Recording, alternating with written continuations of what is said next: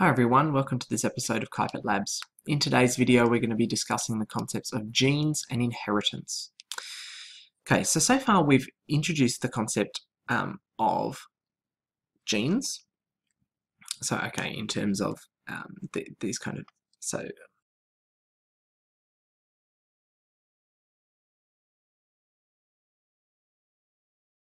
So genes being sections of the DNA strand or DNA that code for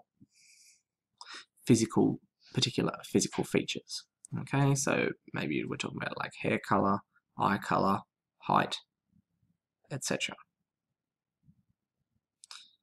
Okay, and then so we introduced the idea that the genes are a real thing, that they're kind of sections that they relate to our features, and that we've also looked at this idea that they come from our parents, our biological parents.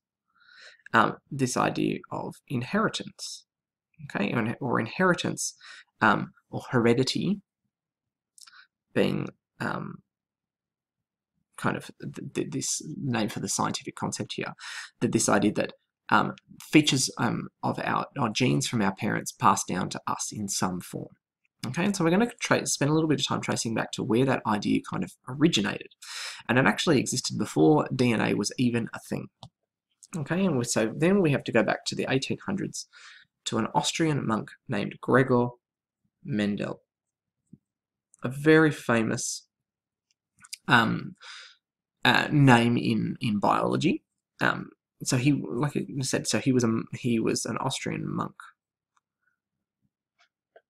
He was not a scientist in the sense of someone who sets out to carry out experiments and you know, that's kind of their job or their calling, but actually that he was incredibly scientific in what he did.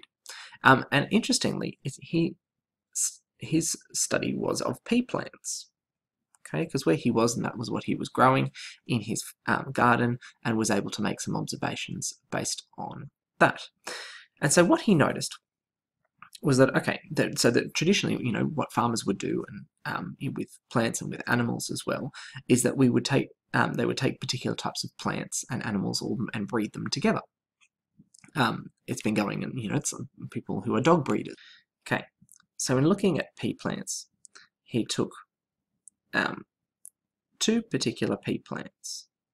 Okay, one that had a green pod and one that had a yellow pod. Okay, and so you would think that, all right, so green pea plants would produce green offspring, yellow pea plants would produce yellow offspring. So then green and yellow mixed together, if we do it for 4 different offspring, should produce, you know, 50-50. Green, green, yellow, yellow. That's what you would expect. It's quite reasonable. And yet, in this case, this was not what happened. What he saw is that all 4 plants were green. No yellow to be seen. So then what he did is then he took 2 of those and then bred them together. Okay, so P3 and P4. Okay, so these were the offspring of that first generation. So these ones were both green. Okay, so then you would think makes sense, they're green, that their offspring should also be green. Okay, so we should get another set of 4 greens. But then what happened was this. So randomly, well, random's the wrong word to use here, but that unexpectedly, that then at this second generation, as the grandchildren of the original pea plants, they ended up with a yellow offspring. Okay, and so then then this kind of prompted, okay, well, how could randomly at this sort of level, how could a yellow kind of reappear? And then kind of proposing that, all right, so it comes back to how information gets passed on from parents to child. That this is where he proposed the idea of genes, and so factors that are inherited from parents. Okay, so he didn't know anything about the contents of the cell. to be able to explain, all right, well, how do these kind of what are these factors, or how do they actually work? We know a bit more information about that now, but at this point, this is where we come back to thinking about, all right, well, how do genes get passed on from parents to children in the first place? Okay, so we've looked at this idea that, all right, that you can have, you know, so in each of your cells that you've got pairs of chromosomes, that then when the cell divides in mitosis, that you end up with 2 new copies. Okay, but what we've identified is that for every gene there exists 2 versions. Okay, that then, because you get one from mum and one from dad. Okay, that there was the gene for eye colour from your mum and from your dad that makes its way into you. These versions, we give that a name.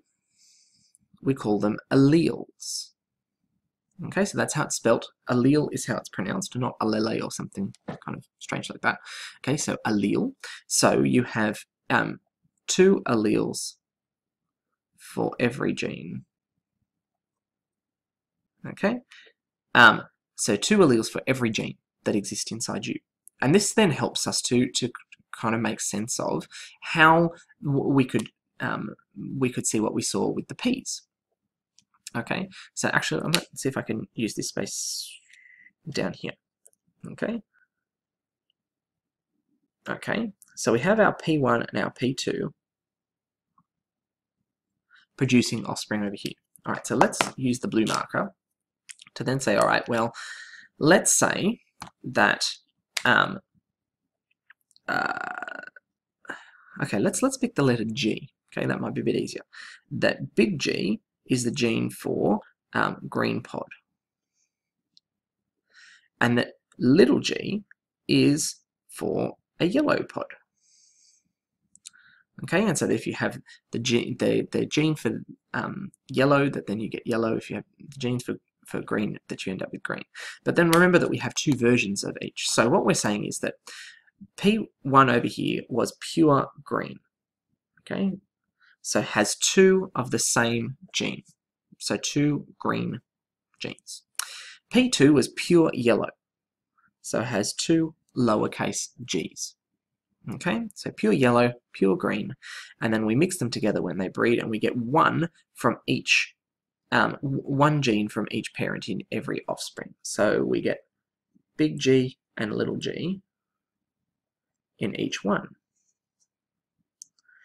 But then we identified that each of these offspring were green. So that even though there was the gene for yellow in there, that then the green one must be more powerful somehow. Okay, and we use the word dominant.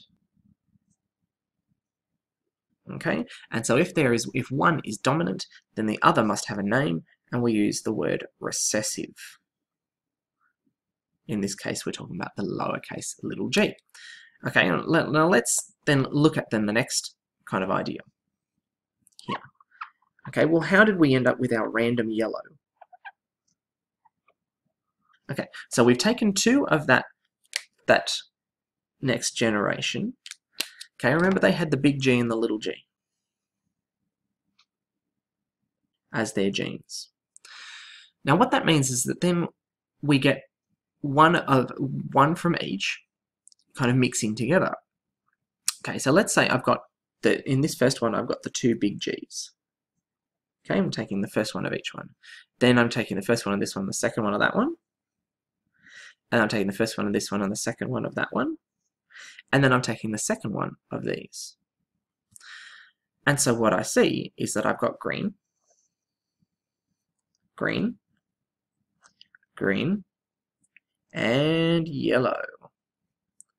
Okay, so that then when I have 2 versions of the same yellow gene, then I get yellow. But if I've got any other combination, that I end up with just green. Okay, but then depending on which one of these then I start to mix together, then I can start to see more patterns emerge. And this is where we see kind of interesting patterns in how, brown-haired parents could have, two brown-haired children and then one blonde-haired child. They're from the same biological parents. That the way that genes combine together is more complicated than we first thought, and that then the idea of dominant genes and recessive genes and how they combine together, and which ones tend to give rise to the features that we have and which ones don't, that helps us to make predictions about how an organism is put together. Okay, and so yeah, so that then we can see that the fact. All right, I'll stop there. Just quickly recapping this idea that Gregor Mendel, Austrian monk, did experiments with pea plants and noticed curious things in terms of how the features of the parents passed on to the offspring, and then proposing the existence of genes, these factors that then control how those features get passed down from parent to child. We recognize now that every gene there's two of them in your cells, one that comes from mum, one that comes from dad, those versions that we call them alleles. Those alleles can come in different types. So for particular features, there might be two different ways that allele might be, and the way that those combine together gives the complexity of the features that we have. Okay, in future videos, we'll dig into this a little deeper in terms of how we can actually predict, based on what the parents have, what the offspring might have, and what chance there are of particular genes passing on, and how biologists can actually make some more concrete predictions of that. All right, thanks very much for watching. Bye for now.